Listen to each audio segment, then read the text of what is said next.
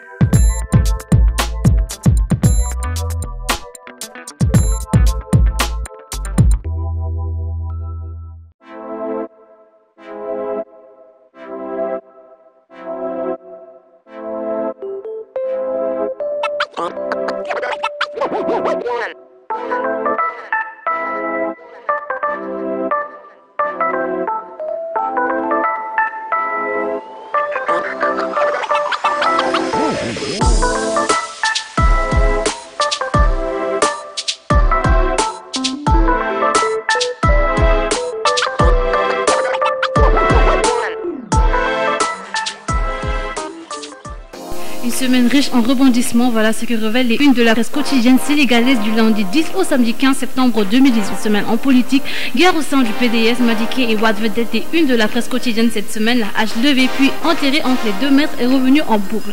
Madické accusé par Maître Wade d'être derrière les lettres des libéraux qui demandaient la désignation d'un candidat autre que Karim Wade. Il n'y aura pas de plan B, a déclaré Abdoulaye Wade. L'ex-président de la République n'a pas dessiné sur sa réponse qui est apparue à la une de l'Observateur et de tous les journaux, affirmant Maître Madické Niang a décidé de se mettre en face du parti et en face de son secrétaire général. Wade ouvre le feu sur Madické, il avait dramatisé Réumi Quotidien. L'Observateur à son tour faire état d'une lettre d'adieu au PDS, se référant à la réponse de Madické Niang, qui d'ailleurs appelle le secrétaire général de son parti par son nom désormais. Madické Niang ne s'est pas fait attendre, il a tout de suite rejeté l'accusation et affirmé ne jamais avoir trahi Abdoulaye Wade. Il l'a juré même devant Dieu et devant Khadim Rassoul. Moins de 48 heures plus tard, la hache avait déjà été enterrée sur l'initiative de Maître Wade, qui depuis Dubaï avait adressé une lettre de réconciliation à son bras droit et compagnon de parti, comme l'avait relaté Presse Afrique. Toujours en politique, avec la campagne du parrainage et ses soupçons de corruption, le journal Source A affirme que le maire de Touba aurait filé 50 000 francs CFA à chaque chef de quartier. C'est donc pour la collecte de signatures de Benno Bokk Yakaar, informé le journal. Le parrainage continue à semer le trouble au sein des partis sur la loi. Le quotidien écrit: le PDS fiche la confusion. Le parti aurait échangé les couleurs initiales des fiches par ses propres couleurs que sont le jaune et le bleu. Des fiches sont différentes de celles qui sont remises par le ministère de l'Intérieur aux mandataires des candidats qui doivent aller à la présidentielle de 2019. Le PDS y aurait ajouté des informations supplémentaires plus détaillées, ce qui aurait causé des troubles lors de la collecte de signatures ce vendredi à Thiès. Khalifa Sall ne signera plus les documents de la mairie, écrit Les Échos. Ce samedi 15 septembre, après sa révocation, le maire n'exercera plus les fonctions de maire de Dakar. Danse des vautours, souligne la tribune autour du fauteuil de Khalifa Sall. Les vautours qui sont sans scrupules ni retenus. Cependant, disqualifie le PS se refusant la guerre des trois. Le Parti socialiste dans le clair-obscur sur un potentiel candidat de l'élection du maire de Dakar. Lors de la réunion du secrétariat exécutif, le PS n'a ni infirmé ni confirmé une candidature pour diriger la mairie de Dakar, révèle le quotidien. Dans ces vautours, souligne la tribune autour du fauteuil de Khalifa Sall, des vautours qui sont sans scrupules ni retenus. Cependant, Tanor disqualifie le PS en refusant la guerre des trois. Le Parti socialiste dans le clair-obscur sur un potentiel candidat à l'élection du maire de Dakar. Lors de la réunion du secrétariat exécutif, le PS n'a ni infirmé ni confirmé une candidature pour diriger la mairie de Dakar, révèle le quotidien. En santé cette semaine, lutte contre le VIH-Sida.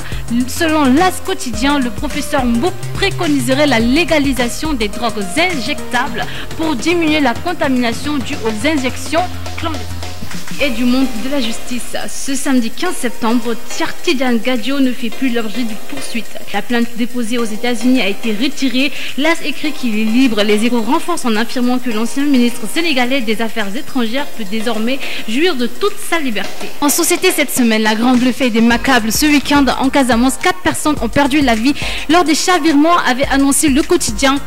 Réumi Quotidien a annoncé à son tour la noyade de 3 jeunes à Rufisque et à Barnier. Drame à Tivaouane, dans le quartier de Cœur Hassan. Hassan Sek, un vieillard de 71 ans, décapité et sa tête emportée. Selon l'Observateur qui révèle les faits, la belle-sœur et le petit-fils de ce même vieillard avaient été assassinés 3 mois auparavant. Pour les dernières nouvelles, ce vieux a été tué par son propre fils Gorasek, qui a avoué aux enquêteurs les détails du crime qu'il a commis. Un crime atroce qui laisse tout le monde perplexe. Merci de nous avoir suivis. C'était tout pour cette revue de presse de ce samedi 15 septembre 2018. On se retrouve la semaine prochaine pour une nouvelle édition.